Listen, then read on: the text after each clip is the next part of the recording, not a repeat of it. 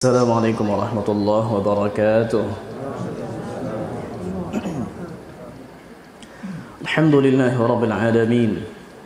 Alhamdulillahi hamdan katsiran tayyiban mubarakan fihi wa ashhadu an la ilaha illallah wahdahu la syarika lah wa ashhadu anna Muhammadan 'abduhu wa rasuluhu wa safiyuhu min khalqihi wa khaliluhu addal amanah وبلغ الرسالة ونصح للأمة وكشف الله به الغمة وجاهد في الله حق جهاده حتى أتاه اليقين اللهم جزه عنا خير ما جزيت نبيا عن أمته ورسولا عن دعوته ورسالته اللهم صل على محمد وعلى آله وذريته كما صليت على آل إبراهيم وبارك على محمد وعلى آله وذريته كما باركت على آل إبراهيم إنك حميد مجيد ثم أما بعد. Bapak Ibu, para tamu Allah yang Allah muliakan, sebelum kita mulai, maka ikolah hamba anak bapak, anak ibu, adik uda, adik uni. Mungkin di iklan dibesar-besarkan, tapi inilah mungkin terbayang yang datang tu badan gadang, janggut panjang. Kira kenuk nak datang. Lihat tu kenuk. Kenik nak datangnya.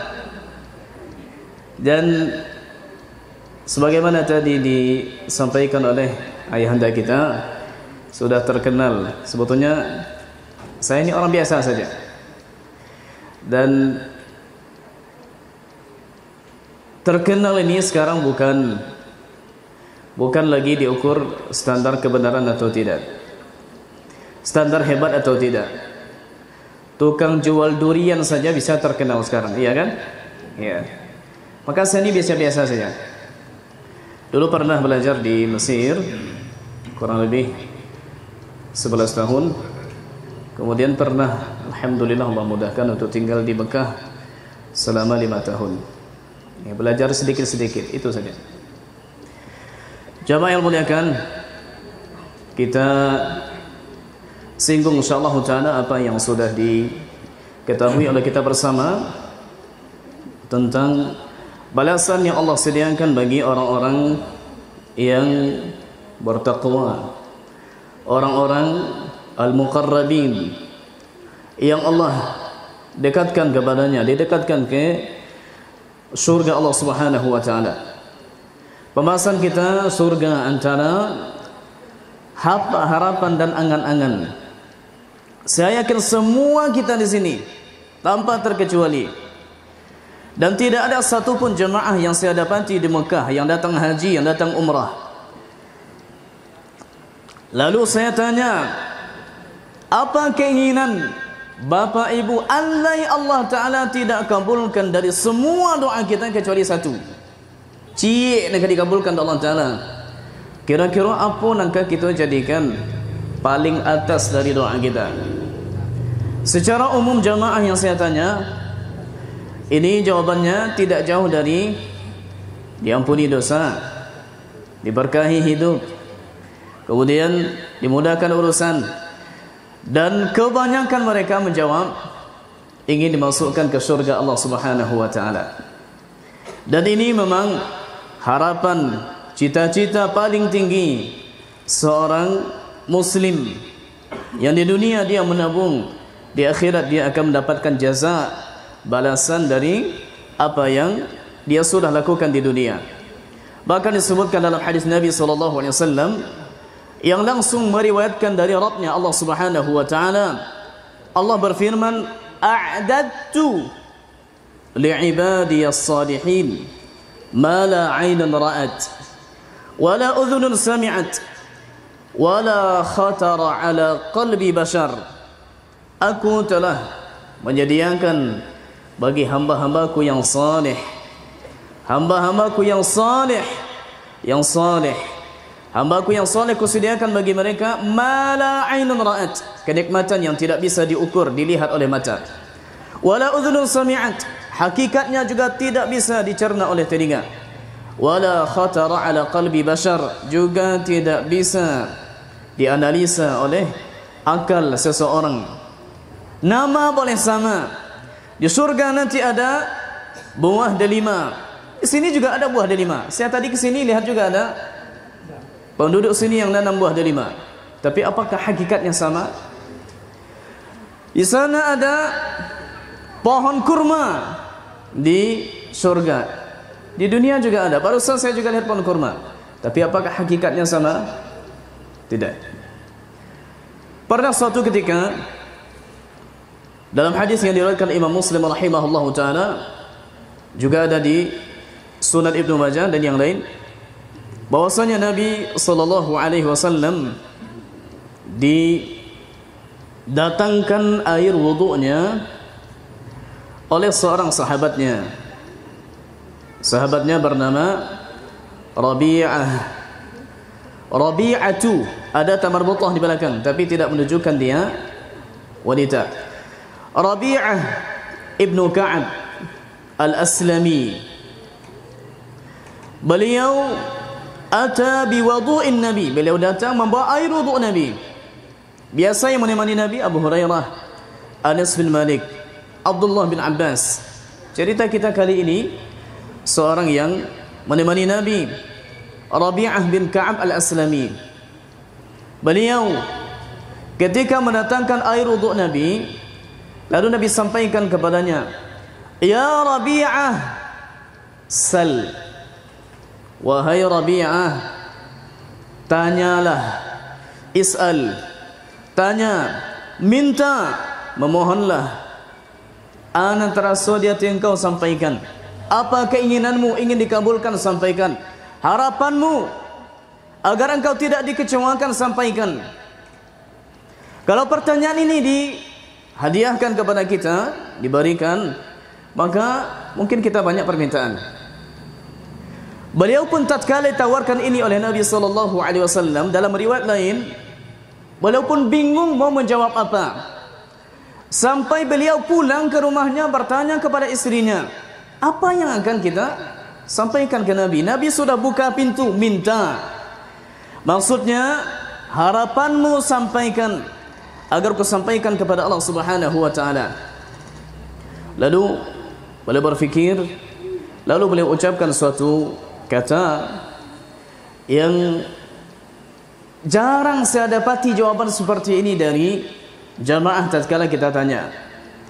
Beliau menjawab permintaan Nabi sallallahu alaihi wasallam dengan mengatakan, "Ya Rasulullah, as'aluka murafaqataka fil jannah." Wahai Rasulullah, aku meminta kepadamu untuk engkau sampaikan kepada Allah Subhanahu wa taala, karena ini Nabi tak bisa kabulkan.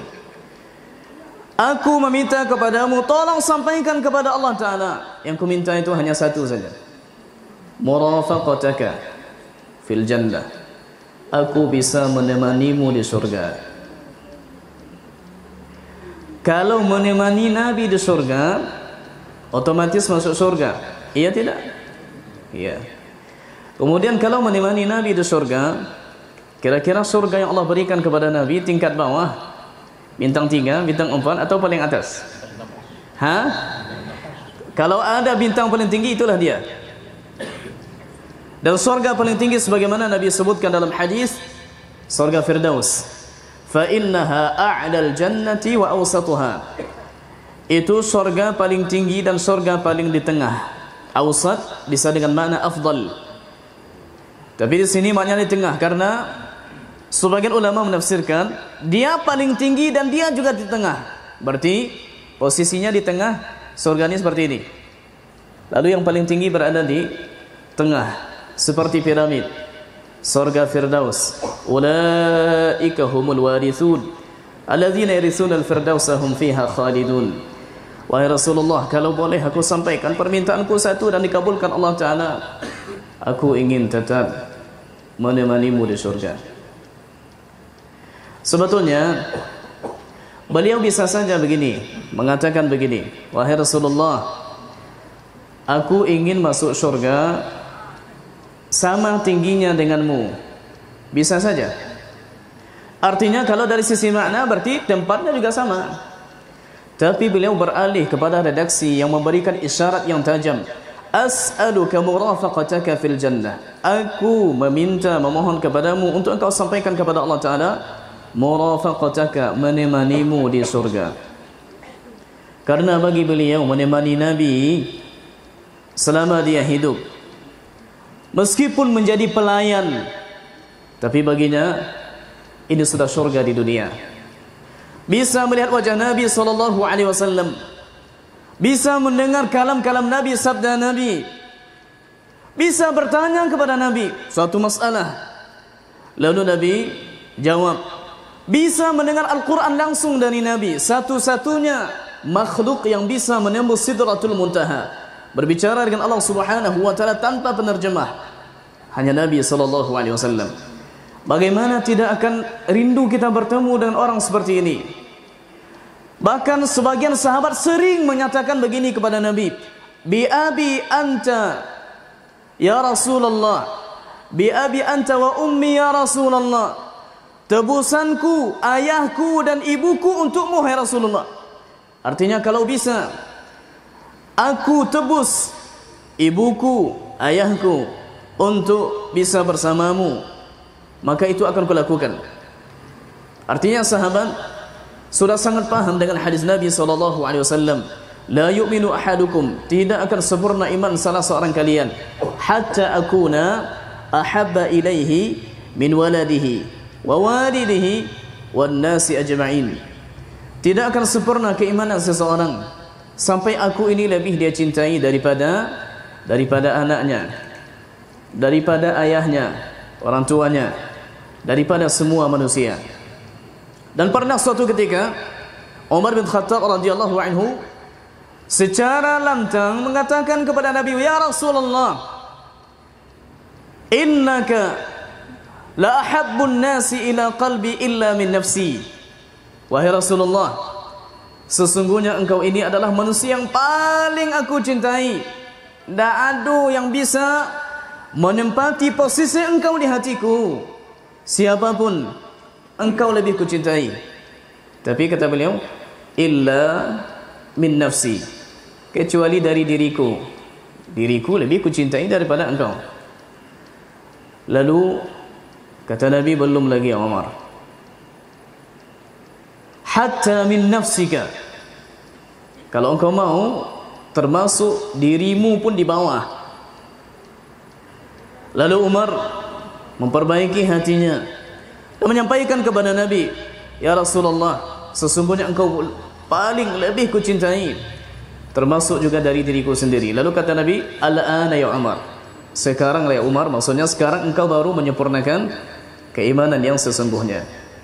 Maka sahabat tadi Rabi'ah bin Ka'ab al-Aslami, ketika beliau dapati ketenangan luar biasa, ketenteraman, bisa selalu bersama Nabi meskipun hanya menjadi pelayan.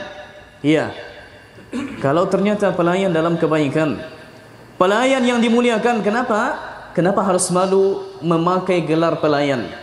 Bahkan kalau kita lihat Raja Salman, Raja Arab Saudi, dan orang-orang yang sebelum beliau, coba nanti kita lihat di mushaf cetakan Madinah, di halaman pertama di kulitnya itu di bawah nanti akan ada disebut itu dicetak dengan izin atau dengan biaya Khadim Al-Haramain. Khadim ini pembantu, pelayan, tukang suruh-suruh, itu khadim. Padahal kita tahu dia raja. Raja kaum muslimin terkaya sekarang ini beliau lah. Hartanya paling banyak dan paling disegani. Tapi beliau menamakan dirinya khadim. Khadim, pelayan, pembantu di wilayah Haramain Makkah dan Madinah. Maka beliau tidak minder dengan gelaran seperti ini. Pembantu, biarlah pembantu, tapi pembantu Nabi SAW. Bahkan kita dapati dalam kisah yang sahih di Sahih Bukhari, Raja Heraklius tatkala dikirimkan surat oleh Nabi SAW, aslim taslam yu'tikallahul ajra marratain, masuk Islamlah engkau akan selamat, Allah berikan kepadamu pahala dua kali lipat. Tapi kalau engkau fa'in abaita, engkau enggan, fa'alaika ismu al-arisiyin, maka engkau menanggung dosa orang-orang rakyatmu semuanya beragama Kristen. Maka beliau tatkala bertanya kepada Abu Sufyan tentang kebenaran Nabi yang datang dari Mekah ke Syam, bahkan diterjemahkan, susah beliau untuk mendapatkan informasi. Lalu didapati, tanya satu, datanya lengkap bahawa memang inilah Nabi yang keluar di akhir zaman. Apa kata beliau? Ini Raja Romawi. Romawi itu Eropa. Kalau ada sekarang Uni Eropa lalu ada rajanya, dia yang mengatakan, anggaplah PBB sekarang mengatakan, andai aku bisa bertemu dengannya, maka akan kucuci kakinya. Ini raja besar. Raja besar mau menjadi pelayan Nabi untuk cuci kaki. Yang penting dekat dengan Nabi sallallahu alaihi wasallam. Maka beliau ni Rabi'ah tidak ada permintaan di hatinya kecuali memang bisa menemani Nabi di dunia dan juga nanti di surga. Nah, pertanyaannya sekarang kita lemparkan ke hati kita masing-masing. Saya yakin secara harapan tidak ada satupun kita yang tidak mau bertemu dengan Nabi. Andai ini, dan itu tidak terjadi, meskipun Nabi utuh sekarang di kuburnya, tidak ada satupun daging yang rusak, karena Allah haramkan bagi tanah untuk memangkan jasad Nabi. Seperti apa Nabi meninggal sekarang dikuburkan di samping Masjid Nabawi dulunya, dan sekarang di pagar termasuk ke dalam masjid. Akan tetapi jamaah yang Allah muliakan, jasad beliau tidak kurang satu apapun. Andai contohnya dibuka sekarang ini, dibuka sekarang, siapa yang mau melihat Nabi daftar, tapi keluarkan semua hartanya, rumah tidak ada lagi, oto tidak ada lagi, tidak ada cendak lagi. Kira-kira kalau ditawarkan kitab itu mau tak? Pokoknya gaji sado habis, leo do tu rumah hitunglah habis, onda habis, piti habis, umah habis, tapi balasannya bisa melihat Nabi. Pergi ke Madinah, melihat Nabi itu pulang balik. Lena mau nak bertemu dengan Nabi yang nanti insyaAllah ta'ala akan menjadi penuntun kita ke surga. Kalau memang iman kita benar, kita akan tinggalkan semuanya dan kita akan lihat Nabi kita. Karena itulah yang masuk ke dalam hati sahabat, dan mereka tidak tanggung-tanggung untuk berkorban untuk Nabi-Nya, mereka tidak tanggung-tanggung. Maka untuk menjadi penduduk surga bukan hal yang mudah. Lalu Nabi sampaikan kepada beliau ini, awa ghaira zalika ya Rabi'ah, apakah ada permintaan lain dari permintaanmu itu? Tidak, wahai Nabi, hanya itu. Kalau bisa aku mati nanti bertemu denganmu di surga. Lalu Nabi sampaikan kepadanya, itu pun tidak mudah. Nabi sampaikan, fa'inni ala zalika bikathratis sujud. Kalau begitu tolonglah aku mewujudkan apa yang kau inginkan itu, bikathratis sujud, dengan banyak sujud. Banyak sujud, banyak ibadah. Banyak sujud, banyak menghinakan diri di hadapan Allah Subhanahu wa taala. Banyak sujud berarti merasa diri ini tidak punya apa-apa. Allah Maha Suci, kita ni sangat kotor. Banyak sujud berarti orang yang bersedia mengurangi istirahatnya di malam hari untuk melakukan qiyamul lail. Kalau tidak berarti tidak banyak sujudnya. Kalau yang dilakukan hanya salat wajib, berarti sama saja kita semuanya. Apa bedanya? Nabi mengatakan kepada alaika bikasratis sujud, Nabi sudah tahu dia tak pernah meninggalkan salat. Nabi sudah tahu beliau menjaga salat. Nabi sudah tahu salat sunatnya ditambah. Tapi kalau untuk mencapai derajat setinggi itu memang harus lebih banyak lagi. Kalau ternyata ingin bertemu dengan Nabi sallallahu alaihi wasallam, di samping mencintainya, mengikuti sunnahnya, maka perlu memang kita memperbanyak ibadah-ibadah sunnah. Khususnya yang Nabi sampaikan, memperbanyak sujud. Sekarang coba kita bayangkan, andai kita ini sekarang salah satu sosok yang hidup di zaman Nabi dengan cara ibadah kita ini sekarang. Sebagian jamaah mungkin ada yang hanya mendengar hadis Nabi satu kali seminggu, satu kali khutbah. Kalau ada hadir Jumat, ada. Kalau tak. Ada yang hanya mendengar, kalau mendengar hadis Nabi ada ceramah di HP, membaca hadis Nabi kalau ada postingan tentang itu di WhatsApp, di Facebook. Kalau seperti ini, sepertinya tidak masuk kita rombongan yang tadi Nabi sebutkan.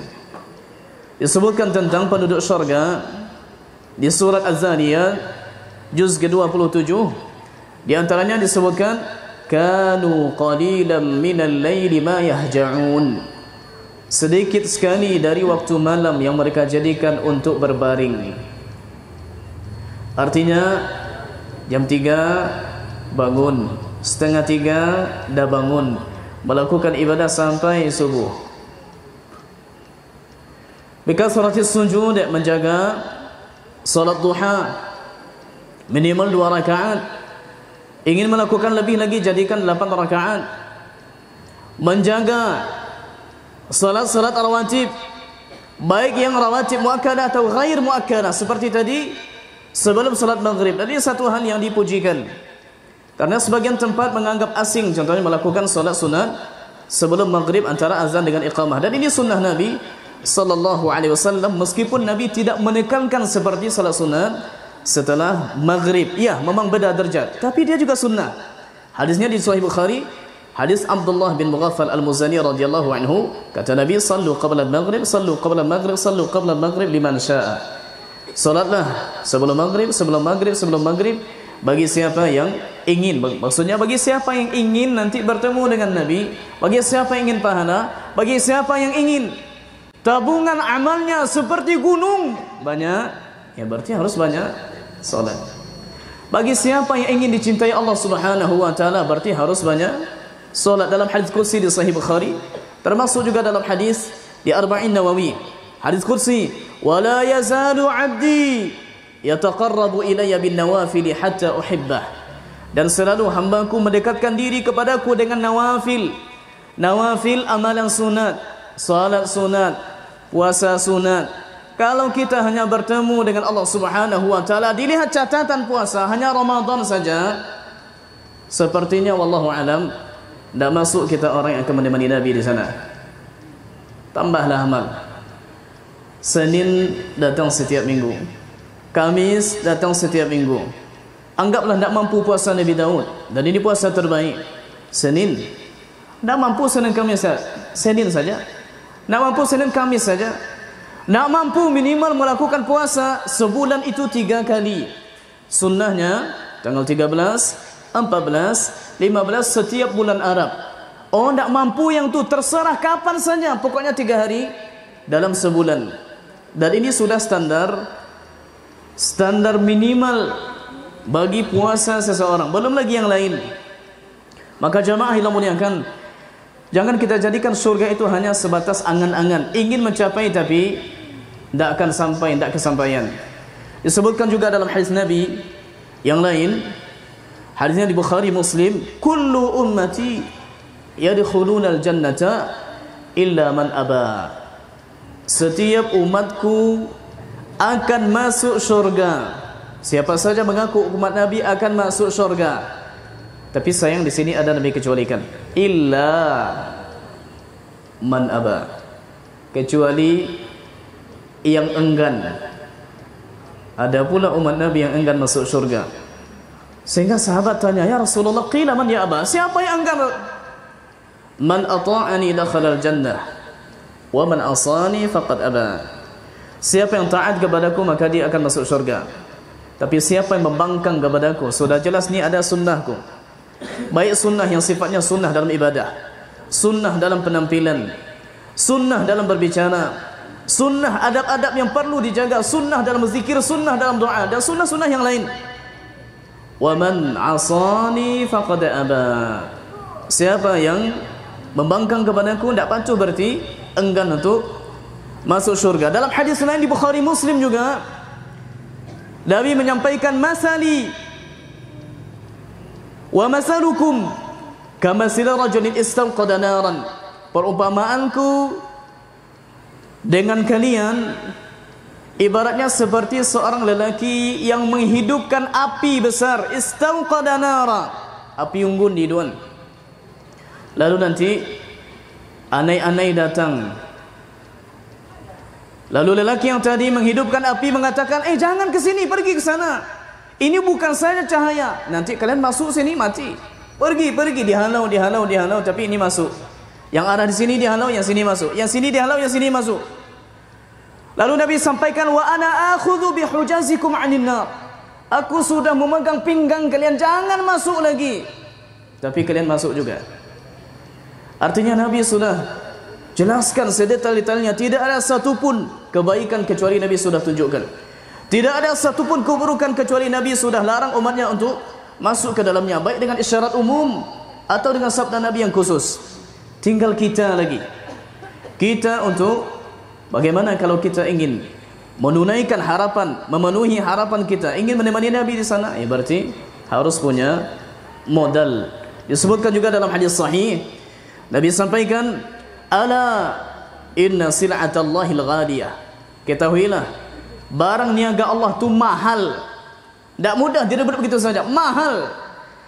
Artinya kalau mahal berarti tak bisa didapatkan kecuali oleh orang-orang yang punya modal. Kalau di dunia mahal berarti duit. Tak, di sana bukan. Ala inna sil'atallahi hiya al-jannah. Barang niaga Allah yang mahal itu adalah surga Allah Subhanahu wa taala. Surga Allah Subhanahu wa taala, alhamdulillah, itu tidak hanya khusus untuk orang-orang kaya saja. Bahkan disebutkan dalam hadis, orang-orang fakir miskin dari kalangan muhajirin lebih duluan masuk surga daripada orang yang kaya. Perjalanan setengah hari akhirat sama dengan 500 tahun dunia. 500 tahun dunia bukan waktu yang sebentar. Tidak ada satupun orang yang di sini ini hidup 500 tahun. 100 pun jarang. Kalaupun hidup sampai 100, itulah menanggung sakit namanya. Lah mulai pikun, membaca tak bisa, makan sado kapantang.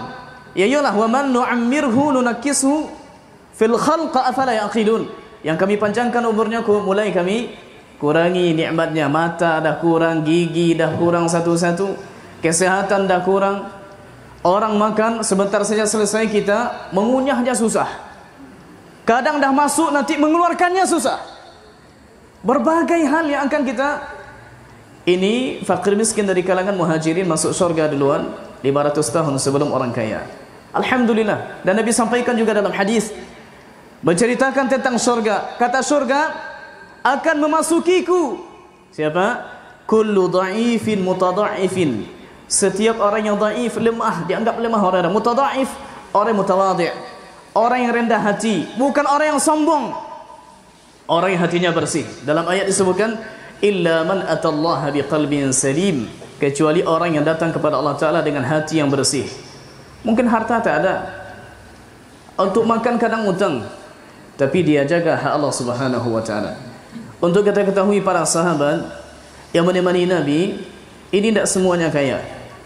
Tahukah kita sahabat Nabi Abu Hurairah radhiyallahu anhu yang paling banyak meriwayatkan hadis Nabi itu berguling-guling di masjid karena menahan lapar.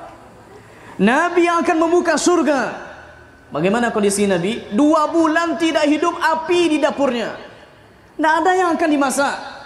Yang dimakan hanya dakal. Dakal ini jenis kurma paling buruk. Sekarang tidak ada lagi dimakan orang. Yang dimakan orang sekarang ini kurma ajwa, kurma sukari yang bagus-bagus. Kalau dakal ini sekarang makanan hewan, ditumbuk kemudian dikasih ke hewan. Itu dulu dimakan oleh Nabi. Air al-aswadain, air dan kurma. Maka bergembiralah wahai hamba Allah Subhanahu wa Ta'ala, surga Allah tidak Allah khususkan bagi orang-orang kaya saja. Tapi ada hal-hal yang perlu kita perhatikan sebelum kita sampai ke sana. Di antaranya kita sampaikan kepada ibu-ibu kami, uni-uni, adang-adang, ete-ete. Nabi sampaikan dan Nabi sudah khutbah Id. Seharusnya kalau sudah khutbah Id Nabi bubar. Tak. Nabi turun dari mimbar lalu mendatangi ibu-ibu secara khusus. Lalu Nabi sampaikan, ya ma'syaran nisa, tasaddaqna fa inni uritukunna aktsara ahli an-nar. Wahai ibu-ibu, wanita, bersedekahlah karena diperlihatkan kepadaku kalianlah yang paling banyak menempati neraka. Lalu salah seorang mereka terkejut bertanya, ya Rasulullah, lima? Kenapa wahai Rasulullah? Kenapa kami yang paling banyak menghuni neraka? Lalu Nabi sebutkan dalam hadis ini 2 sebab. Tuksirnal la'na wa takfurnal ashir. Kalian banyak mengupat, melaknat, tidak reda. Ada suatu masalah langsung keluar dari mulut macam-macam. Wa takfurnal ashir. Kalian banyak membangkang kepada suami. Bahkan disebutkan dalam hadis ini, "Lau ahsana ahadukum ila ihdahinna dahran thumma ra'at minhu syai'an takrahuhu qalat wallahi ma ra'aitu minka khairan qat." Sampai disebutkan, andai lelaki berbuat baik kepada wanita ini seumur hidup lalu sekali pernah salah, maka wanita ini akan terucap, demi Allah tak pernah kulihat kebaikan apapun dari dirimu.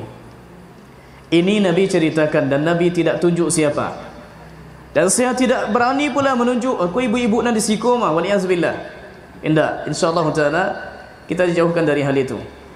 Kemudian dalam hadis lain juga disebutkan tentang penyebab kenapa ibu-ibu tidak banyak masuk syurga. InsyaAllah banyak, tapi banyak juga yang singgah ke sana. Disebutkan oleh Nabi, sinfani min ahli nari lam arahuma. Ada dua golongan dari penduduk neraka yang belum kulihat. Yang pertama sekali, rijalun ma'ahu siyatun yadribuna bihan nas. Ada seseorang rijal, orang-orang yang punya jabatan, orang-orang yang dianggap sebagai yang dituakan, dijadikan pemimpin, lalu mereka memukul orang dengan cambuknya. Ada mengatakan cambuk di sini makna majazi, dengan kekuasaannya sewenang-wenang. Dijadikan amanah. Sebelum dipilih visi misinya Masya Allah, tapi setelah dipilih tidak ingat lagi dengan itu. Dizalimi rakyat. Yang seperti ini berkemungkinan nanti akan mendapat porsi di sana.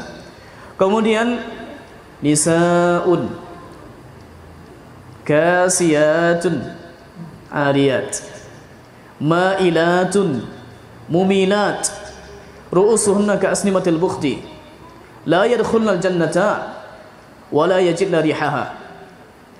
Yaitu wanita kasiyat, ada memakai kisah, ada memakai pakaian, tapi ariyat, tapi seperti orang yang telanjang.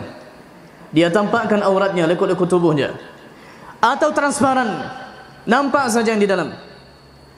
Ma'ilat, berjalan melenggok-lenggok.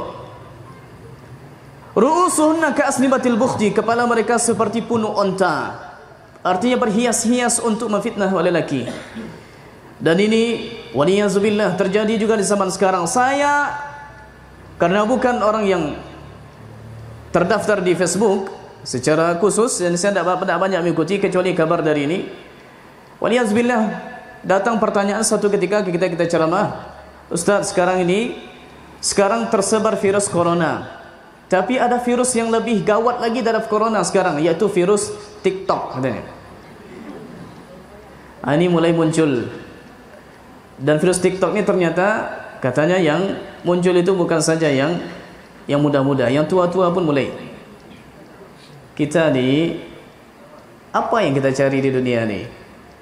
Mau jadi terkenal, tak akan juga terkenal.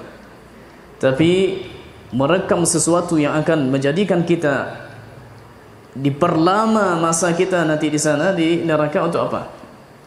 Disebutkan, ya, mereka tidak akan masuk ke syurga dan mereka tidak akan mendapatkan baunya. Maksudnya mereka tidak akan masuk ke syurga bersama orang-orang yang di awal masuk syurga.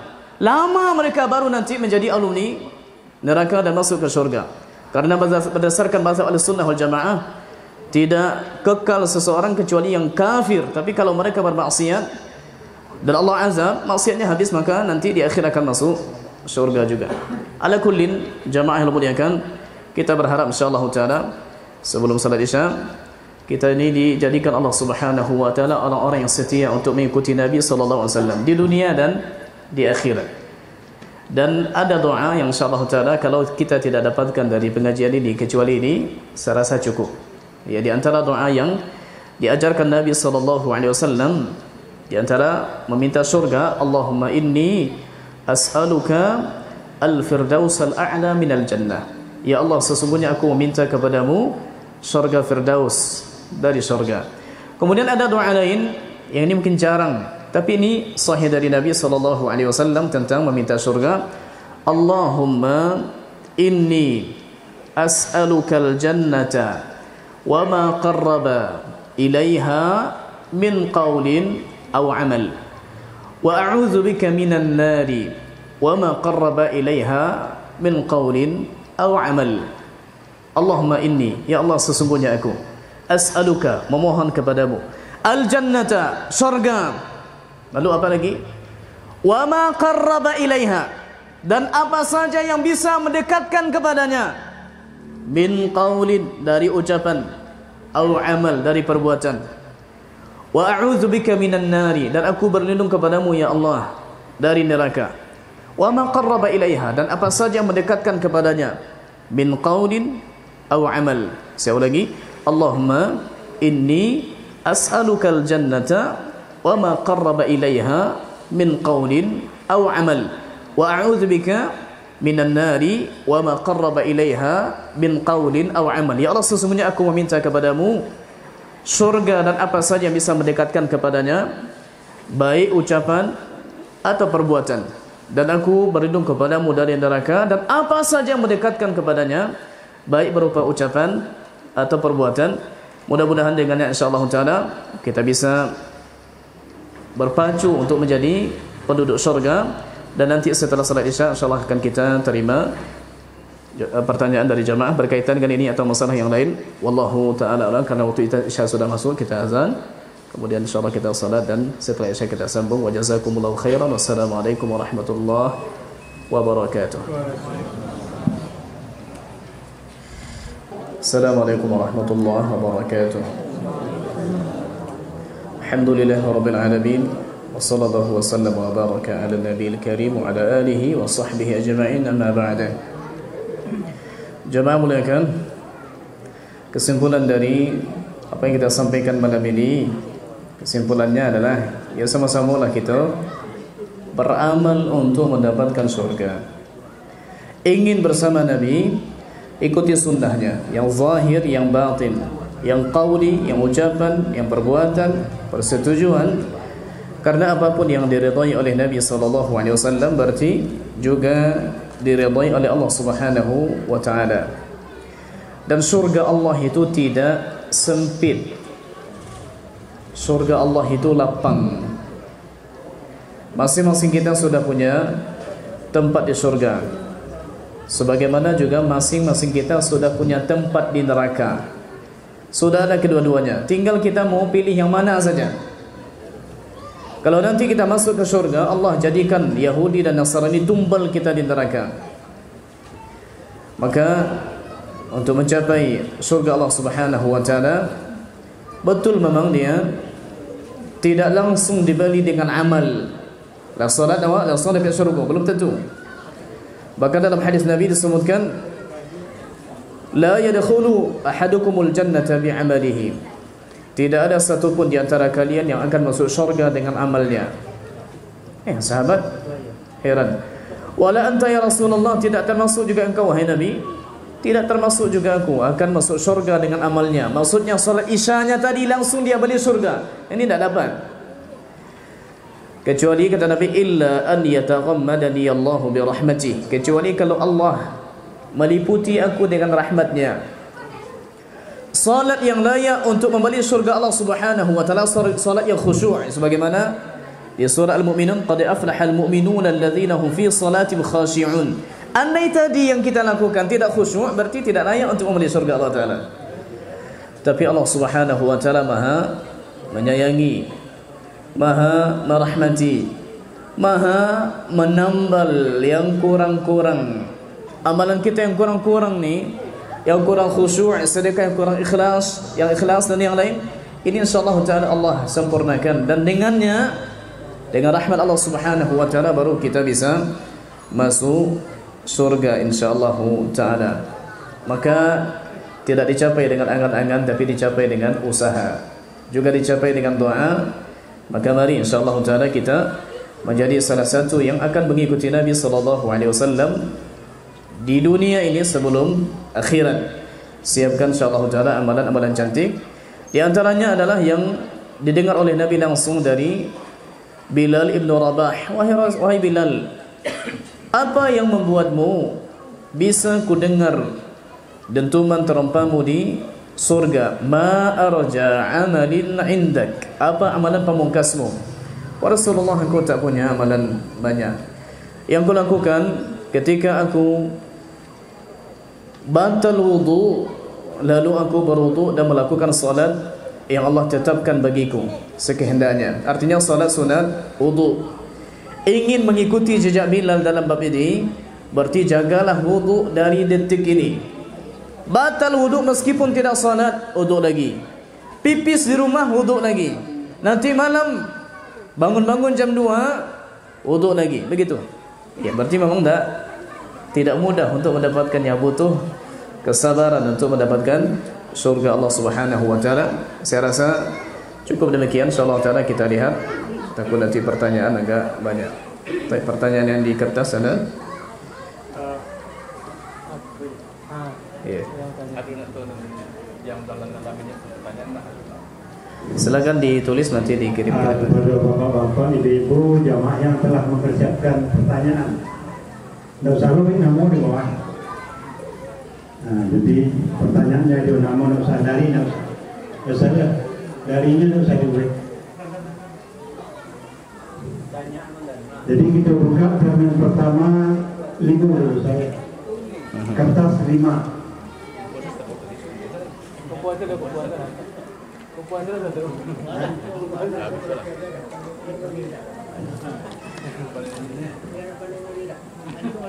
Langsung saja. Bawa pertama ya. Ya, Pak. Di sini buat jemaah.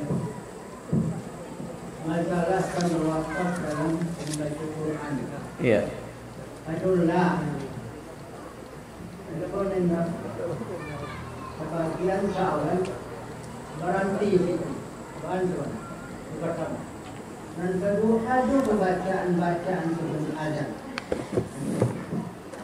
Adakah bacaan sebelum azan? Ya. Azan tadi.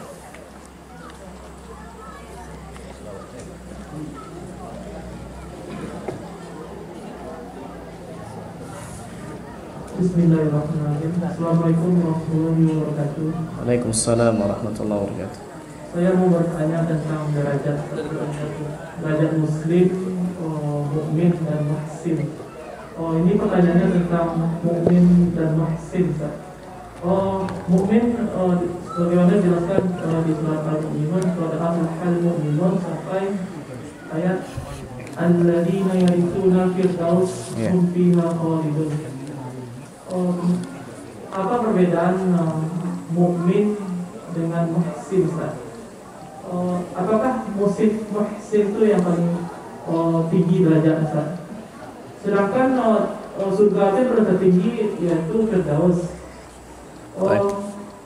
Berarti kita cukup dengan mukmin aja, Ustaz, gitu kan? Kemudian kalau memang muhsin yang lebih tinggi, apa syarat-syaratnya kita menjadi muhsin? Sekian, terima kasih. Assalamualaikum warahmatullahi wabarakatuh.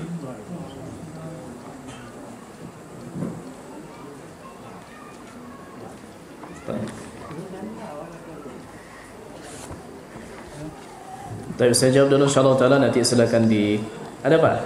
Mau tanya. Baik, insyaallah taala nanti silakan ditulis dan lihat ada jawab Pak di sini insyaallah. Kita jawab. Waqafla.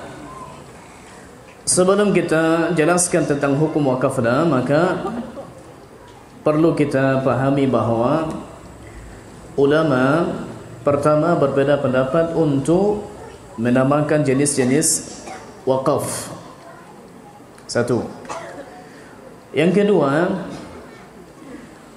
ulama pun berbeda pendapat dalam menghukum pada penggalan ayat tertentu di sini wakafnya ini atau ini. Coba nanti kita ambil mushaf standar Indonesia, cetakan Indonesia. Ambil mushaf standar Madinah. Ambil mushaf standar yang lain kalau ada Mesir contohnya. Maka berbeda-beda. Di mushaf Indonesia ada juga namanya wakaf ta', wakaf mutlak. Kalau di Mesir yang mereka berlakukan, di mushaf yang dulu dicetak di zaman Syekh Mahmud Abdul Halim Mahmud, itu wakafnya hanya 3. 1, wakaf jaiz. Yang kedua wakaf lazim. Yang ketiga wakaf qabih, yang ditandai dengan la. Jadi boleh berhenti, tidak boleh berhenti, wajib berhenti. 3 saja. Untuk mushaf Madinah mereka memakai tanda, ada wakaf mim lazim, Ada memakai juga lazim berarti harus berhenti. Nanti kalau disambung maknanya akan rusak. Ada wakaf namanya qila. Qila al-waqfu aula. Wakaf lebih baik karena tidak berhubungan lagi secara lafaz dengan yang setelahnya. Yang ketiga, sila al-waslu aula. Menyambung lebih baik. Antara qila dengan sila ada namanya wakaf jaiz jim. Artinya boleh berhenti, boleh tidak. Kemudian ada nanti wakaf la. Untuk mushaf Madinah yang dicetak kemudian tidak ada satupun wakaf la. Diulangi. Untuk mushaf Madinah yang dicetak kemudian oleh lajnahnya yang diketuai oleh Syekh Ali Al-Huzaifi, tidak ada satupun wakaf la. Kalau dulu sebelum mushaf yang sekarang, yang khatatnya atau yang menulisnya sama-sama Syekh Tuha Uthman, sama, tidak ada berbeda, tapi berbeda sedikit gaya penulisan. Dulu contohnya di surat Al-Muddathir, di ayat yang terpanjang di surat Al-Muddathir, wa ma ja'alna ashaban nari illa malaikatan wa ma ja'alna iddatahum illa fitnah. Di ayat ini banyak sekali wakaf lanya, tapi di mushaf Madinah baru satu pun tak ada. Apa yang ingin kita sampaikan kepada jamaah bahwa ternyata wakaf ini tambahan, kemudian tanda ini untuk membantu kita membaca. Berarti tanda wakaf qila, sila, wakaf lazim, wakaf semuanya ini tambahan kemudian untuk membantu orang yang tidak paham berhenti. Bahkan kalau kita bilang jangankan tanda wakaf, baris saja tidak ada di zaman Nabi, titik saja tak ada di zaman Nabi. Maka ini semuanya dibantu, maksudnya diperbantukan, disengaja ditulis untuk mempermudah kita membaca. Takut nanti salah, dikasihlah titik. Takut nanti salah, dikasihlah baris. Kalau orang dulu di zaman Nabi tak ada titik, tak ada baris, tanda wakaf, mereka tak salah. Orang sekarang dah ada titik, dah ada baris dan tanda wakaf masih. Iya. Bahkan ada sekarang mushaf tajwid yang berwarna. Kalau ikhfa ini warnanya, kalau idgham ini warnanya. Sudah dikasih warna, tapi masih juga salah. Makanya sengaja banyak sekarang dibubuhi di mushaf, babnya lebih kepada bab al-masalih al-mursalah, kebutuhan yang mendukung untuk melakukan ibadah seperti yang Allah inginkan. Oke, sekarang saya meruncing kepada pertanyaan, apa hukum kita berhenti di waqaf la? Waqaf la ini pada hakikatnya ada dua, bukan satu. Maknanya ada dua. Satu, tidak boleh berhenti padanya, karena berhenti padanya ini bisa merubah makna. Yang kedua, boleh berhenti padanya, tapi tidak boleh menyambung dengan yang setelahnya, karena akan merusak makna. Contoh yang kedua ini di surat An-Nur ayat yang surat An-Nur halaman kedua, salah satu ayatnya, innal ladzina yuhibbuna an tashi'al fahishatu fil ladzina amanu lahum adzabun alim. Sesungguhnya orang yang suka mereka tersebar perbuatan keji di kalangan orang-orang mukmin, maka bagi mereka azab yang pedih.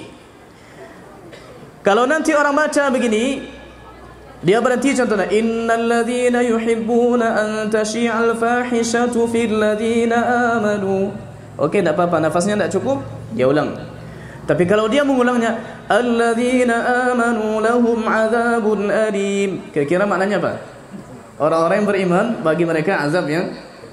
Tapi secara umum waqaf la maknanya adalah tidak boleh berhenti di situ karena nanti akan merusak makna. Dan untuk kita ketahui, mushaf Madinah yang terakhir tidak ada satu pun waqaf la. Disebutkan dalam Matan Jazariyah yang merupakan umdah atau inti dalam tajwid, yang ingin berdana dalam masalah tajwid tak melewati matan ini sepertinya kurang modal. Beliau mengatakan, walaysa fil Qur'ani min waqfin wajab wala haramun ghairu ma lahu sabab. Tidak ada di Al-Qur'an satu pun wakaf yang wajib atau satu pun wakaf yang haram ghairu ma lahu sabab, yang dia tidak mempunyai sebab. Sebetulnya kenapa dia haram berhenti di situ? Contohnya kita bilang seperti ini.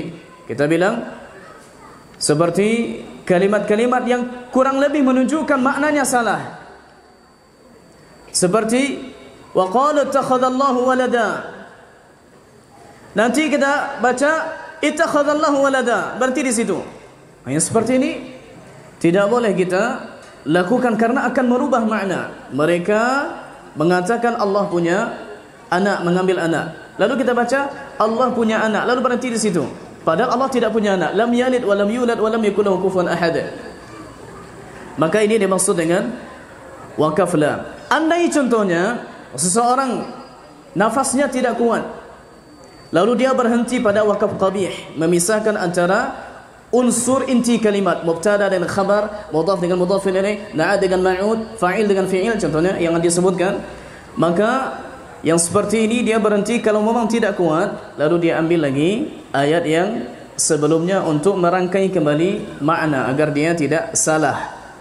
Ya, disebutkan katanya boleh baginya untuk memulai wa ghairu ma tamma qabihun wa lahu al-waqfu qablahu wa al-waqfu muttarran wa yabda qablahu. Kalau maknanya tidak sempurna akan merusak makna, maka dia tersebut wakaf qabih. Wakaf qabih ini qabih buruk, maksudnya itu digambarkan dengan la, maksudnya la taqifina, jangan engkau berhenti di sini. Tapi kalau ternyata nafas tidak kuat, berhenti di situ, bagaimana hukumnya? Kalau memang terdesak, ini tidak ada masalah, tapi diulang lagi.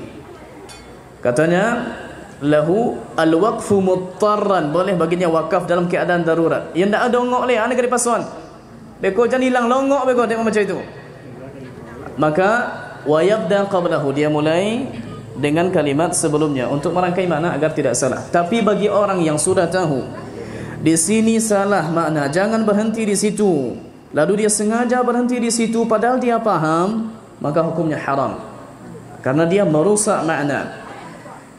Bahkan disebutkan lebih parah lagi kesalahan wakaf daripada kesalahan makharijul huruf dan sifat. Kesalahan pada makharijul huruf dan sifat, kesalahan merubah makna kata. Contohnya kesalahan pada alhamdu, ya salah dari surah Al-Fatihah, berarti batal salat. Tapi kesalahan pada wakaf ini kesalahan merubah makna kalimat semuanya. Kalau boleh dikecen, kalau di rumah kini salah makhraj, salah sifat, itu hanya kamar cik dan tandenu, dapur cik dan kenai. Tapi kalau ternyata awak salah dalam wakaf, ini malah merubah semua, berarti rumahnya rancak awak kecen buruk.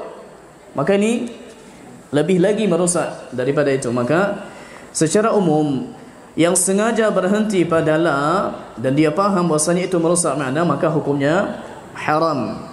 Tapi bagi orang yang memang kehabisan nafas, berhenti di situ dan memulai dengan yang sebelumnya untuk merangkai kembali makna agar sempurna, maka tidak ada masalah. Ya.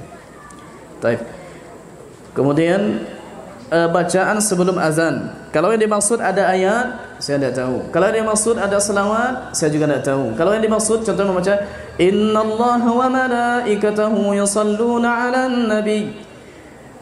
Yang dianjurkan membaca selawat adalah setelah azan, bukan sebelum azan. Setelah azan, bukan sebelum azan. Hadisnya ada di Sahih Bukhari. Kalau kalian dengar muazzin, maka faqulu misla ma yaqul, ucapkanlah seperti yang dia ucapkan. Thumma sallu alayya, lalu bersalawatlah kepadaku. Berarti setelah mengatakan, makmum mengatakan apa? Muazzin mengatakan la ilaha illallah, kita baca la ilaha illallah. Lalu kita baca Allahumma salli ala Muhammad wa ala ali Muhammad sampai akhir, baru Allahumma rabb hadhihi ad-da'wati at-tamma was salati al-qa'imah sampai akhir. Dan juga dibaca sunnah Nabi, raditu billahi rabba wa bil islam dinan wa bi Muhammadin nabiyya. Ini juga dianjurkan untuk dibaca setelah azan sebagaimana hadis di Sahih Muslim. Adapun sebelumnya, maka tidak ada yang kita ketahui ada sunnah dari Nabi untuk kita ketahui minimal orang azan 5 kali dalam sehari di masjid Nabi ketika Nabi hidup. Kalau 5 kali orang azan dan Nabi di Madinah selama 10 tahun, minimal kalau dalam sehari 5 dikali 30 dalam sebulan 150. Iya. Ya, 5 kali 30. Lalu kalau kita kalikan 12 bulan dalam setahun, untuk setahun berarti azan ada kurang lebih berarti 150 kali 12. Berapa? 1.800. Nabi di Madinah selama 10 tahun kali 10 berapa? 18.000 kali. Dan tidak dinukil ada yang diucapkan oleh Bilal, ada yang diucapkan oleh Abdullah bin Ummi Maktum al-A'ma, ada yang diucapkan oleh Abi Mahzurah, muazzin khusus yang ada di Masjid Quba. Berarti kalau tidak ada, berarti tak ada. Karena Allah tidak mungkin lupa menetapkan satu syariat. Dalam surat Maryam disebutkan, wa ma kana rabbuka nasiya. Rabb kalian tidak lupa. Ya, maka ini tidak dilakukan. Yang dilakukan salawat setelah azan. Kemudian tadi pertanyaan tentang mukmin, muslim, mukmin, muhsin. Dalam surat Al-Mu'minun, qad aflahal mu'minuna alladzina hum fi salatihim khashi'un, lalu mereka mendapatkan derajat paling tinggi. Padahal dalam hadis Jibril, hadis nomor 2 di Arba'in, disebutkan mal iman, Islam, mal iman, mal ihsan. Al ihsan an ta'budallaha ka'annaka tarahu fa in lam takun tarahu fa innahu yaraka. Diurutlah agama ini. Yang pertama Islam, di atasnya iman, kemudian di atas lagi ihsan. Berarti ihsan paling tinggi. Lalu kenapa ketika di surat Al-Mu'minun disebutkan iman, lalu iman mendapat yang paling tinggi? Tapi ada kaidah disebutkan oleh ulama. Kaidahnya cantik juga. Kata-kata ini, kata-kata Islam, iman, kemudian ihsan, kalau dia berkumpul di satu hadis atau di satu ayat, maknanya beda. Kalau mereka bersatu, mereka berbeda. Kalau mereka berbeda, maka masing-masing, maka mereka bersatu. Diulangi lagi. Kalau mereka ada di satu tempat, mereka berbeda. Kalau mereka berada di tempat yang berbeda, mereka bersatu. Oke, saya jelaskan maksudnya. Kata ulama, katanya, idza iftaraqat ittahadat, wa idza ittahadat iftaraqat. Kalau kata iman disebutkan dalam satu ayat, tapi tidak ada kata Islam, tidak ada kata ihsan, berarti kata iman mencakup semuanya, mencakup ihsan, mencakup Islam juga. Contoh, ya ayyuhalladzina amanu kutiba alaikumus siyam, wahai orang-orang yang beriman, diwajibkan atas kalian berpuasa. Taib, apa yang kita maknai dengan orang yang beriman di sini? Kalau orang beriman berarti orang yang melakukan salat, orang yang datang ke masjid. Oke, saudara-saudara kita yang sekarang tidak salat, apakah tidak wajib baginya puasa? Berarti yang dimaksud di sini iman juga membawa makna Islam. Wahai orang-orang yang beriman, maksudnya wahai orang-orang yang mengaku dia beriman, yang sudah Islam, meskipun di KTP tetap wajib puasa. Berarti di sini tidak ada disebut kata wahai orang yang beriman dan berislam dan berihsan, tidak. Ayatnya ya ayyuhalladzina amanu kutiba alaikumus shiyam. Contoh lain di surat Al-Hujurat juz ke-26, innamal mu'minuna ikhwah, sesungguhnya orang-orang mukmin itu bersaudara. Apakah maksudnya orang Islam tidak bersaudara? Karena yang di sini hanya tersebut kata iman? Tidak. Berarti mencakup iman yang dimaksud di sini, masuk kata Islam, masuk juga makna ihsan. Taib. Salah satu ciri orang beriman adalah dia bertakwa. Alladzina amanu wa kanu yattaqun. Silakan nanti dibaca, ada mushaf. Dibaca di surat Ali Imran. Ternyata Allah Subhanahu wa taala menyebutkan orang bertakwa, ternyata juga orang yang muhsin. Disebutkan wasari'u ila maghfiratin min rabbikum wa jannatin 'arduha as-samawati wal ardu 'uiddat lil muttaqin. Lalu nanti di bawahnya bercerita tentang Taib, nanti silakan dibaca di surat Ali Imran halaman di Mushaf Madinah, atau saya tunjukkan saja ayatnya. Ayat yang ke-133, 134. Saya ingin bertanya, kalau kita berzakat padi, bolehkah diganti dengan uang tapi sebanyak padi, bolehkah? Secara umum, zakat tanaman dengan tanaman, zakat hewan dengan hewan, zakat harta dengan harta, zakat fitrah dengan makanan. Maka dikeluarkan dari padi. Padi dikeluarkan dari padi kalau ternyata dia sudah sampai 5 ausuk. 5 ausuk ini kurang lebih kalau hitungan kilo lebih dari 600 kilo, sekitar kurang lebih 690-an kilo. Ya. Kalau sudah sampai begitu maka kita keluarkan dalam bentuk padi. Zahirnya itu artinya dikeluarkan dalam bentuk makanan. Tapi apakah boleh dikeluarkan dalam bentuk uang nilai? Khilaf di kalangan ulama. yang lebih rajih wallahu ta'ala dikeluarkan dalam bentuk makanan, bukan dalam bentuk uang. Waktu kita salat berjamaah, apakah makmum diam saja atau mengikuti bacaan imam? Kalau yang dimaksud dalam salat jahriyah yang didengar Al-Fatihahnya dari imam, 2 rakaat pertama salat maghrib, 2 rakaat pertama salat isya, 2 rakaat di salat Jumat, 2 rakaat di salat Id, 2 rakaat di salat subuh, maka kalau kita mendengar bacaan imam, maka cukup kita dengar saja. Ini memang ada beberapa pendapat dalam masalah ini, tapi kebanyakan ulama termasuk mazhab Syafi'i yang lama, yang qadim, beliau memilih pendapat untuk tidak membaca, tapi mazhab beliau yang baru membaca. Kebanyakan ulama selain mazhab Syafi'i mengatakan kalau imam jahar membaca dan kita dengar, maka cukup mendengar saja. Di antara dalilnya firman Allah Subhanahu wa taala ayat ketiga terakhir surat Al-A'raf, wa idza quri'al Qur'anu fastami'u lahu wa ansitu la'allakum turhamun. Kalau dibacakan Quran maka simaklah dan dengarkanlah dengan seksama agar kalian mendapat rahmat.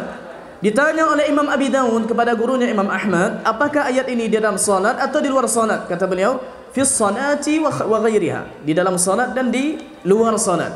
Ada juga hadis yang sahih di Muwatta Imam Malik, kami, kata sahabat, kami berhenti membaca ketika salat-salat yang dijaharkan oleh imam. Berarti 2 rakaat pertama salat isya kita berhenti tidak baca.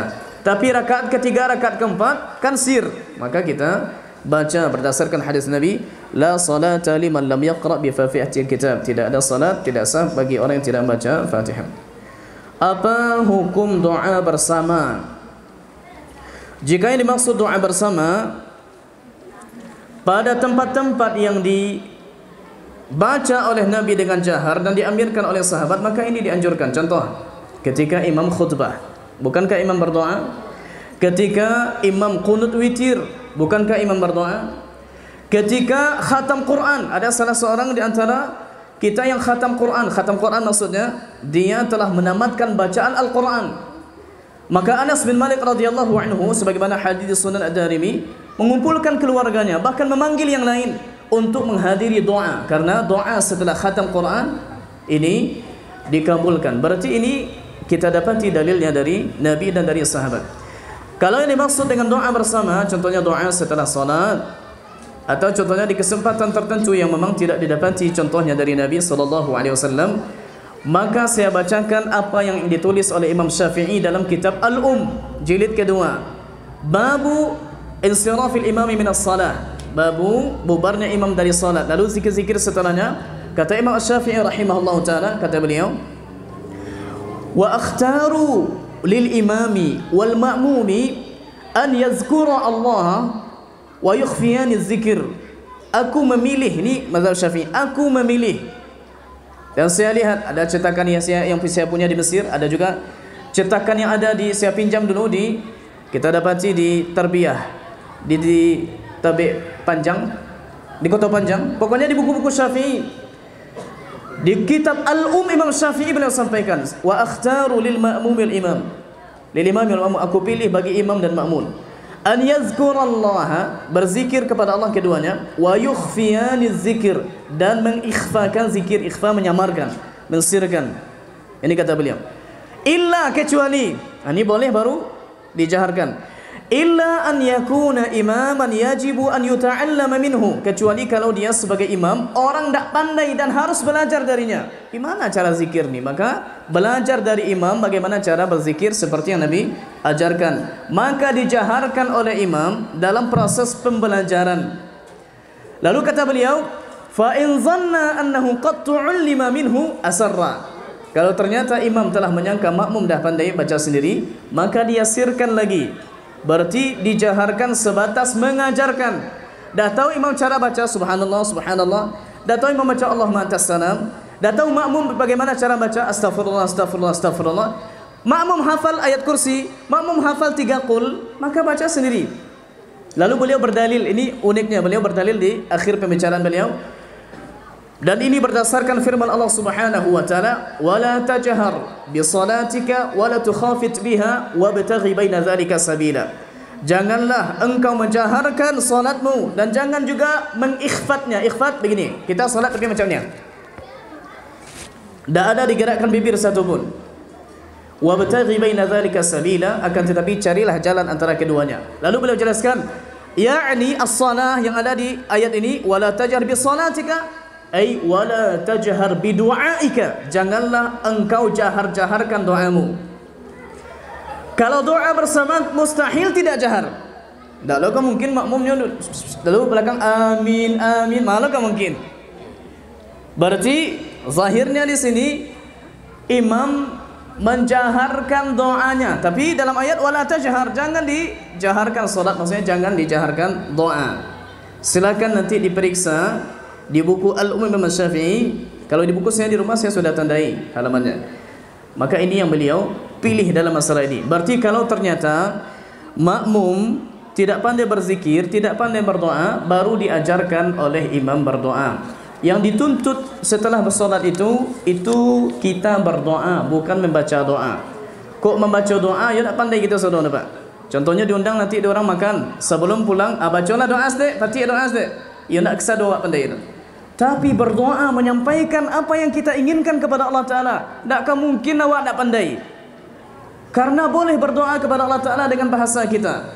Ya Allah, hutanglah banyak, binti tak jadi dapat, tolong mudahkan, contoh. Tak pandai hanya begitu. Aku hendak yang ta'ala tu. Pakai tangka plastik, palasi. Tangka palasi. Tangka palasi kau nanti supaya tak tiba orang palasi. Ya, tangka kau bisa dalam bentuk timah atau pinang digayutkan ke anak. Ibu bapa, untuk kita pahami begini, Nabi SAW, Nabi kita, anak kurang dari Nabi awak. Ibadah jangan disabu ilaih. Keimanan kepada Allah Subhanahu Wa Taala jangan disabu ilaih. Dan tidak ada satu pun yang melewati Sidratul Muntaha kecuali Nabi kita. Dan berbolak-balik menjemput salat ketika Isra Mi'raj. Tapi tersebut dalam hadis sahih di Bukhari dan Muslim, bahkan di buku lainnya, Nabi pun pernah tersihir oleh seorang Yahudi bernama Labid ibn al-Asam dari Bani Zuraiq. Yang kurang dari Nabi ini, zikir pagi, zikir petang, Nabi namajan. Al-Quran kan Nabi diturun.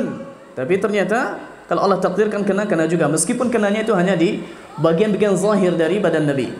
Tapi sampai merubah ikut ayat, tapi tidak ayat ini tidak ada. Maka jangan ketika Nabi kena itu, Nabi tidak ada orang Nabi mencari tangka palasi. Yang dilakukan adalah Nabi membaca 3 qul huwallahu ahad, qul a'udzu birabbil falaq, qul a'udzu birabbin nas. Dan ketika Nabi itu tidak bisa membaca sendiri, dibaca oleh Aisyah, lalu dihembuskan ke tangan Nabi dan disapukan ke seluruh badan Nabi sallallahu alaihi wasallam. Lalu ada sahabat yang pernah membawa jimat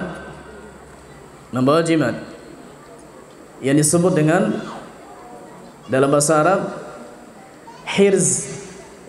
Datang, lalu wahai Rasulullah, ini untuk apa? Ini kata Nabi, ini untuk apa? Kata ini untuk menguatkanku. Katanya ini untuk melemahkanmu. Ini tidak menambahmu kecuali kelemahan. Karena dengan tangka kau nanti awak akan kurang tawakal kepada Allah Ta'ala. Apakah itu beku tiba orang pelasih kau? Jadi itu yang dijadikan tumpuan untuk melindungi anak. Dan ini bagian dari kesyirikan. Bukan syirik kecil, syirik besar. Syirik kecil itu ria, awak beribadah tapi mengharapkan pujian. Ini syirik besar yang kalau orang faham, dia menggantungkan sesuatu, ada yang bisa menolak bala kecuali Allah selain daripada Allah Ta'ala. Itu bisa mengeluarkan seseorang dari ranah keislamannya. Maka yang masalah seperti ini, hati-hati ya Mak. Kita tidak akan kalau mau dikokapi enggak. Kita bilang yang seperti ini tidak boleh dan tidak menambah kecuali kelemahan. Maka tawakallah kepada Allah Subhanahu wa Ta'ala. Maka Allah akan jaga. Yang jelas di rumah itu untuk menjaga supaya syaitan tidak masuk, baik orang palasi atau tuyul atau kuntilanak, supaya tidak masuk ke rumah. Maka yang pertama sekali kita lakukan memperbanyak solat sunat di rumah. Ini satu. 2, membacakan surah Al-Baqarah di rumah. rumah yang sekian lama lah kita tinggal, lunado tak baca surah Al-Baqarah khatam, dibaca dengan niat untuk menjaga rumah. Dalam hadis Sahih Bukhari disebutkan, karena rumah yang dibacakan pada surah Al-Baqarah tidak akan dimasuki oleh syaitan. Okey, ini. Kemudian hilangkan dari rumah kita gambar-gambar yang hakikatnya bernyawa, lukisan-lukisan ini dihilangkan. Dan untuk kehati-hatian lebih bagus tidak memajang-majang foto. Karena disebutkan dalam hadis, Innal malaikata la tadkhulu baitan fiha kalbun wala surah. Hadisnya di Bukhari Muslim.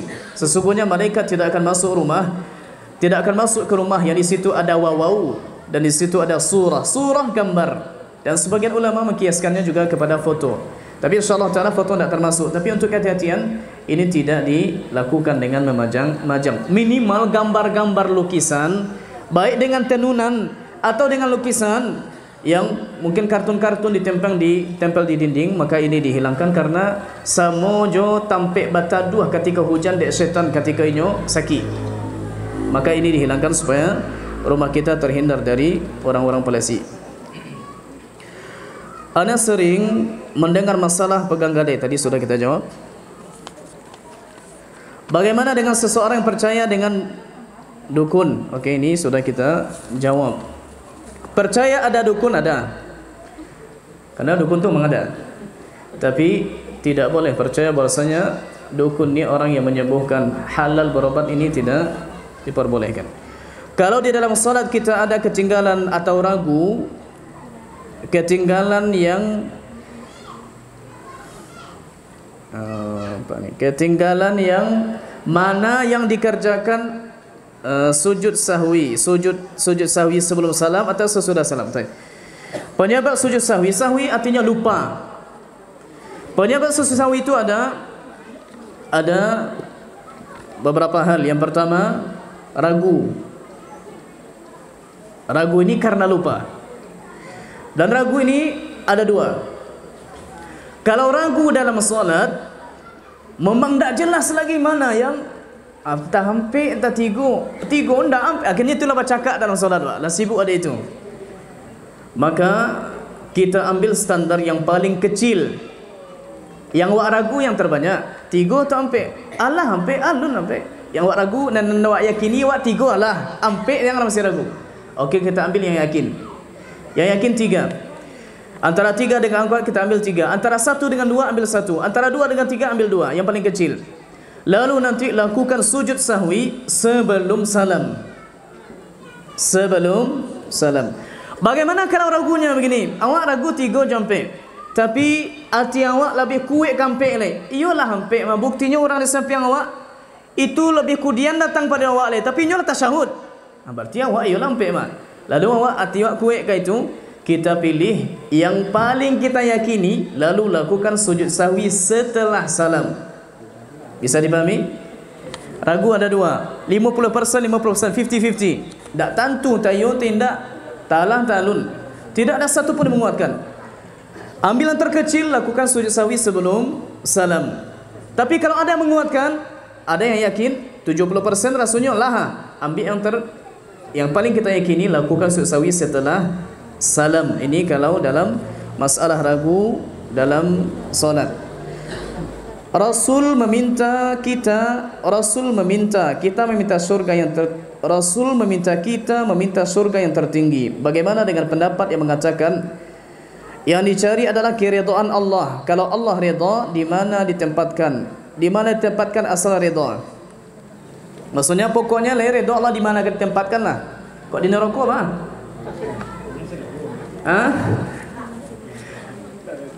Jadi begini.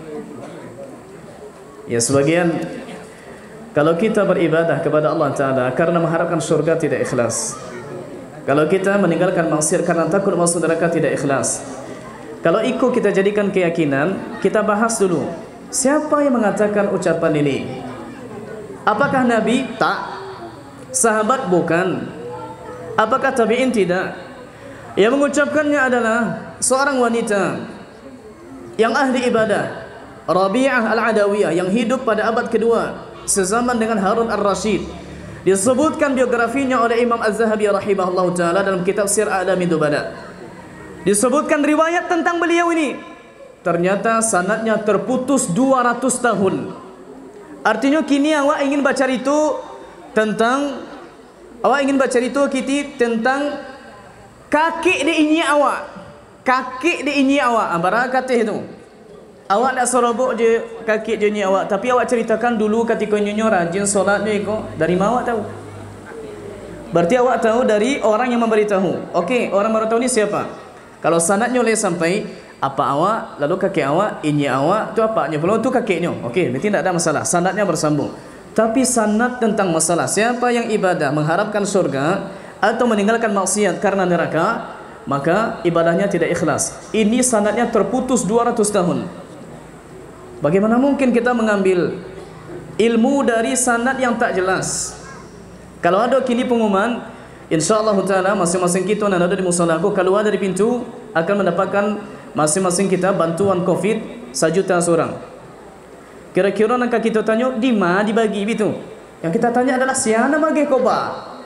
Dari siapa kita dapat koba kau? Karena ini tidak seperti biasanya. Kalau ternyata yang bagi koba ada orang yang tak kita ketahui atau orang yang tak kurang setiakannya, kita terima atau tidak? Ini tidak ada orangnya 200 tahun, bagaimana akan diterima? Hadis tentang puasa, man shoma ramadhana imanan wa ihtisaban, siapa yang melakukan puasa karena iman atau karena ihtisab berharap pahala maknanya. Berarti tidak salah orang-orang kalau beribadah mengharap pahala. Saya coba nanti dibaca surat Al-Anbiya juz ke-17 tentang ibadah para nabi. Allah sebutkan tentang ibadah para nabi di surat Anbiya, diawali dengan Nabi Musa, Nabi Harun, Nabi Ibrahim sampai nanti terakhir Nabi Zakaria dan Nabi Yahya. Lalu disebutkan ibadah mereka. Ayat yang ke-90 surat Al-Anbiya, surat ke-71. Fastajabna lahu wa wahabna lahu Yahya wa aslahna lahu zawja innahum kanu yusari'una fil khairati wa yad'unana raghaban wa rahaba. Dan mereka beribadah, berdoa kepada kami dalam keadaan raghab. Raghab kau harap, apa yang diharapkan? Surga. Ibadah para nabi berharap surga. Ibadah para nabi takut dengan neraka. Berarti bagaimana mungkin kita salahkan nabi? Orang-orang yang sudah Allah sebutkan namanya, bahkan disebutkan surat Al-Anbiya, nabi-nabi karena nama mereka yang 17 tersebut. Lalu kesimpulan ibadah mereka, mereka orang yang beribadah dengan mengharapkan surga dan takut dengan neraka. Saya kasih satu lagi, insya-Allah taala, dan ini saya cukupkan karena pertanyaan banyak. Surat bisa nanti dibaca, ada 2 ayat di dalam Al-Quran, satunya di surat Al-An'am. Silakan nanti dibaca pada halaman ke-8 dari surat Al-An'am, surat ke-6 ayat yang ke-15. Qul inni akhafu in asaitu rabbi adzab yaumin azim. Katakanlah wahai Muhammad, sesungguhnya aku takut durhaka kepada Allah karena ada azab yang pedih. Ini Nabi disuruh oleh Allah Subhanahu wa taala takut durhaka kepada Allah Taala karena nanti ada azab yang pedih. Bagaimana mungkin kita selisih Al-Quran yang sudah jelas menunjukkan dengan makna ini? Bagaimana hukum di saat kita berpuasa Senin Kamis juga menyelipkan niat untuk mengganti puasa Ramadan? Apakah itu boleh atau tidak? Kalau begini maka caranya adalah niatkan puasa qada. Karena qada ini wajib. Puasa sunnah, puasa Senin Kamis hukumnya sunnah. Yang penting di hari Senin kita puasa. Yang penting di hari Kamis kita puasa. Lalu kita niatkan puasa qada. Yang jelas kita sudah puasa juga di hari Senin. Apa fadilah puasa hari Senin? Kata Nabi, wa uhibbu an yurfa'a amali wa ana shaim. Aku ingin diangkat amalanku, maksudnya pada hari Senin, pada hari Kamis, dan aku dalam keadaan berpuasa. Kini awak sendiri puasa. Puasa qada Ramadan yang mungkin kemarin tidak bisa ditunaikan karena ada uzur syar'i seperti haid. Maka niatkan puasa qada. Jangan niatkan puasa Senin Kamis. Niatkan puasa qada di hari Senin dan di hari Kamis. InsyaAllah tabawunya puasa Senin, puasa Kamis. Surat apa dan ayat berapa? Surat yang dibaca dalam salat maghrib tadi. Salat maghrib surat An-Nur, surat ke-24, Allahu nurus samawati wal ard, ayat yang ke 35, 36, 37, 38, 39 sampai ayat 40. Salat Jumat kaum wanita boleh atau tidak? Boleh. Dan kalau dia ikuti sah dan tidak perlu mengulang salat zuhur. Dalilnya apa? Hadis di Sahih Muslim, sahabat-sahabat ikut, sahabiat para wanita ikut juga salat Jumat bersama Nabi. Bahkan yang mengatakan, aku tidak hafal surat Qaf kecuali dari mulut Nabi yang Nabi baca ketika khutbah Jumat. Ini wanita. Hadisnya di Sahih Muslim. Wanita ini hadir. Lalu ulama mengatakan boleh bagi wanita untuk menghadiri salat Jumat, dan kalau dia sudah hadir tidak perlu baginya mengganti dengan salat zuhur. Di siku kita tidak biasa. Tapi nanti kalau jamaah pergi haji, pergi umrah, jamaah akan ikut salat Jumat bersama imam yang wanita. Ya, wanita ikut juga bersama imam dan tidak lagi mengqadha. Tentang makmum dewasa, tentang makmum kaum dewasa, anak laki-laki dan wanita. Ya, pertanyaannya apa di sini tentang makmum kaum dewasa, anak yang laki-laki dan wanita. Kalau yang dimaksud urutannya adalah berarti laki-laki dulu yang dewasa, anak-anak di belakang, kemudian wanita di belakang. Ya, di belakang wanita, anak wanita, begitu. Jadi laki-laki dewasa, anak-anak laki, wanita dewasa dan anak wanita. Menjilat tangan setelah selesai makan, apa hadisnya? Hadisnya di Bukhari. Nabi sallallahu alaihi wasallam yal'aq menjilat tangan. Jadi kalau Nabi makan, contohnya makan awak sambal lado, makan gulai, maka disunnahkan kita untuk maksudnya untuk menghirup atau memakan yang ada di jari kita. Alasannya adalah kata Nabi, antum la tadruna fi ayyi ta'amin al-barakah. Kalian tidak tahu di makanan yang mana berkah. Boleh jadi nandak tak makan di tangan awak pun berkahnya. Maka ini dimakan. Kalau orang mengatakan Nabi kan dek makan kurma, makanya Nabi itu. Nabi tidak makan kurma terus. Nabi juga makan daging. Nabi juga makan sup sebagaimana diundang oleh tetangganya orang Persia. Hadisnya di Sahih Muslim. Maka bukan begitu cara memahaminya, ini juga sunnah Nabi sallallahu alaihi wasallam. Bagaimana jika kita tidak melakukannya karena malu atau tidak biasa? Ya, berarti awak tak dapat pahala itu sih.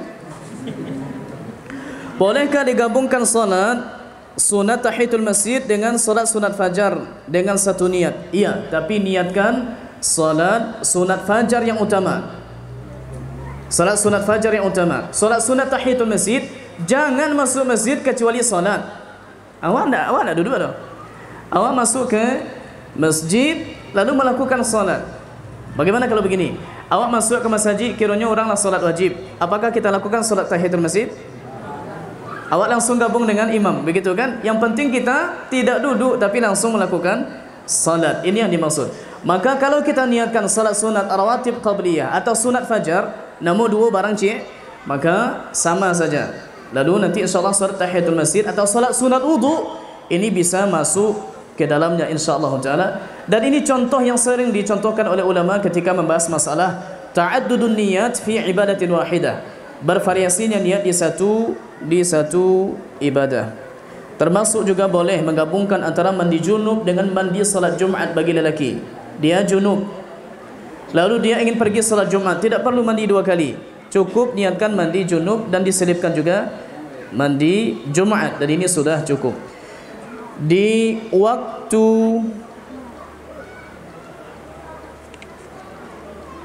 saya tak bisa baca ni. Baik. Apa hukumnya seorang bapa yang menikahkan anaknya yang dari hasil zina atau di luar nikah? Kalau tidak bisa, siapakah yang wajib menikahkannya?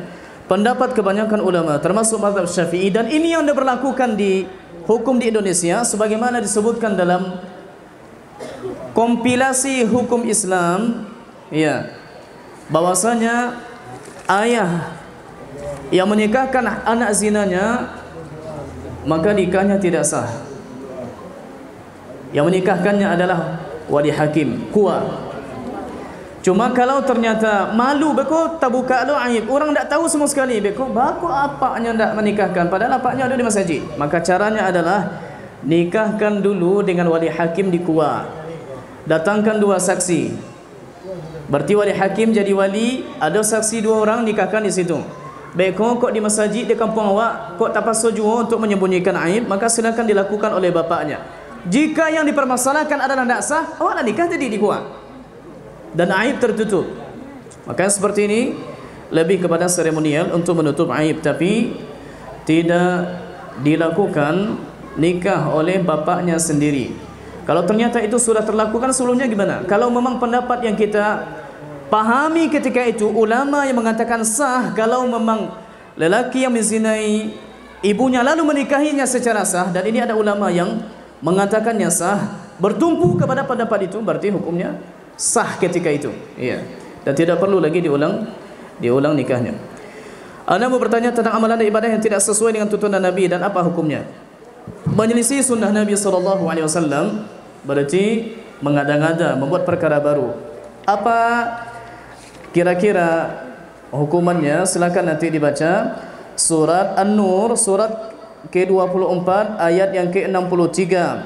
Falyahzaril ladzina yukhalifuna an amrihi an tusibahum musibatun aw yusibahum adzabun alim. Waspadalah orang yang menyelisihi perintahnya, dia nanti akan ditimpa oleh fitnah, musibah, atau ditimpa oleh azab yang pedih. Apa ganjaran pelaku riba?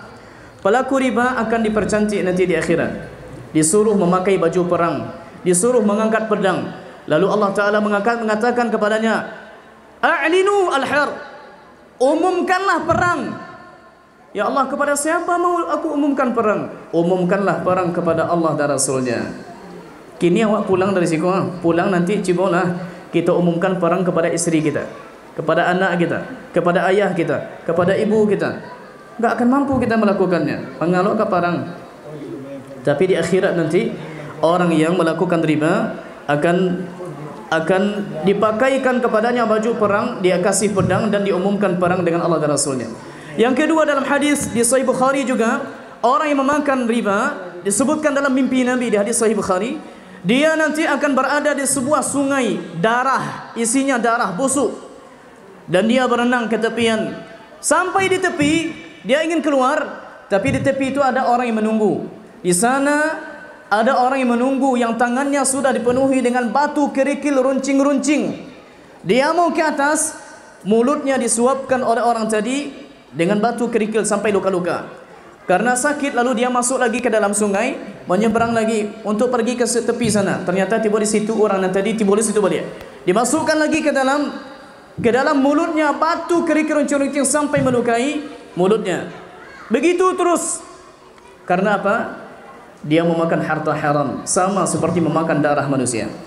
Yang seperti ini apapun sistemnya, riba, contohnya talambik nanti bayar denda, talambik bayar hutang. Atau contohnya datang orang ke rumah awak, kini orang lah sistemnya sekarang sudah mendatangi rumah, tidak menunggu lagi pelanggan, tidak dicari ke rumah.